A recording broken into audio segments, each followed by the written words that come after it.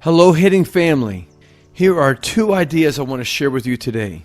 Number one, why does our hitting community continue to ignore concepts that explain hitting timing and hitting spatial alertness? Number two, why I believe teaching hitting from a non-baseball perspective will actually accelerate your son's hitting development. Okay, so let's go back to this question. Why is our culture ignoring concepts and principles that revolve around hitting timing and hitting spatial alertness? And here's my short answer. The hitting experts in our culture have not thought of a way to accurately measure hitting timing. Not only haven't they figured out a way to measure good hitting timing, they haven't figured out the variables that produce consistent hitting timing. So when you can't accurately explain the variables that make up hitting timing, you're obviously going to be challenged in trying to measure hitting timing. Personally, I have been studying hitting timing since I was a baseball player back in the 1970s. I've got further along in my development of understanding hitting timing as a player in the late 1980s. During the 1990s, I fell into the dark pit or the dark hole that most coaches fall into when they first become hitting coaches, and that is to try to teach hitting from the perspective of biomechanics. For 13 years, I taught hitting like most other hitting coaches, and I overanalyzed the swing mechanics.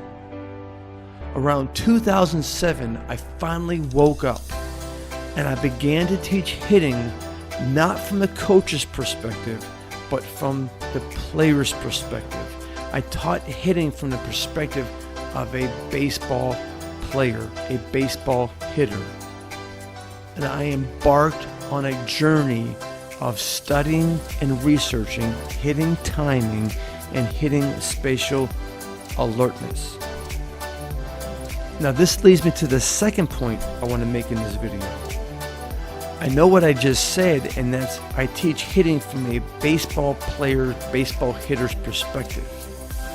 And in order to simplify it for a baseball player, I've learned it's easier to explain hitting from a non-baseball player's perspective. To teach hitting at face value for what it really is. Before I go on, the odd thing is, this is how we teach fielding. This is how we teach outfield play. This is how we teach hockey and tennis and basketball. Those actions in those sports are almost from a non-athletic viewpoint. And here it is. It's this simple. Hockey. The puck is over there. Now the puck is right here. Soccer ball. The soccer ball's over there. Now the soccer ball's right here. Tennis. The ball is on that side. Now the ball is on this side. Everything I just explained to you has to deal with space. The ball, the puck, the object is going from one space to another space. When I'm playing the infield, the ball's over there. Now it's right here. Now, when I'm a hitter, why does it change?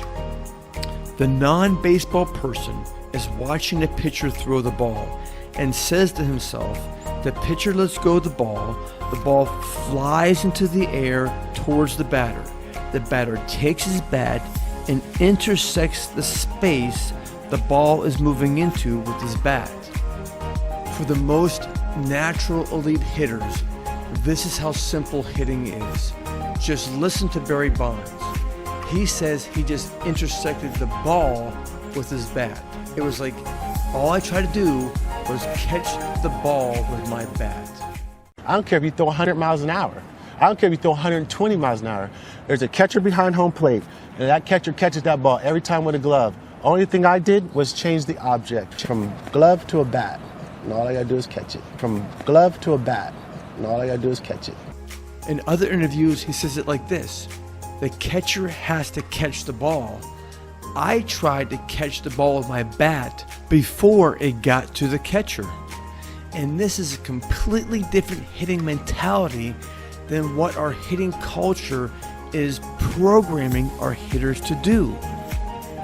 Our sons, our players are being inundated with launch angle, more bat speed to contact point, and the list goes on and on and on. Our kids are being inundated with this data-driven research and trying to have better measurable scores so they can be put higher on the perfect game list and PBR list and hopefully get a better college scholarship and be looked at from pro scouts. And the truth is, real experienced baseball people know these measurables don't always reflect the game player, the player who hits well in the games. Our players are being programmed to believe that the better bat speed and the better launch angles and the farther I hit the ball will make me a better hitter in the game. And that's their hitting mentality. Be violent with the ball. Hit the ball as far as you can. And one of the greatest hitters of all time told you his mentality wasn't that at all. It was just to intersect the ball. It was just to cut the ball off in the space it was moving towards. As easy as it sounds, this hitting mentality delves into the theories of neuroscience hitting. And that's what I teach players. I teach players neuroscience of hitting, and I teach it at a third grade level to pro players, to college players, and to youth players alike. And guess what?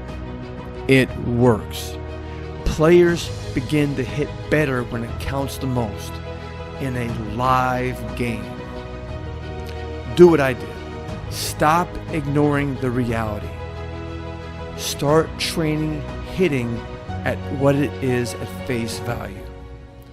I'm Dave Kirilloff, languageofhitting.com. Give me a call this week. Send me an email this week. Send me a text message this week. And together, let's start accelerating your son's hitting development.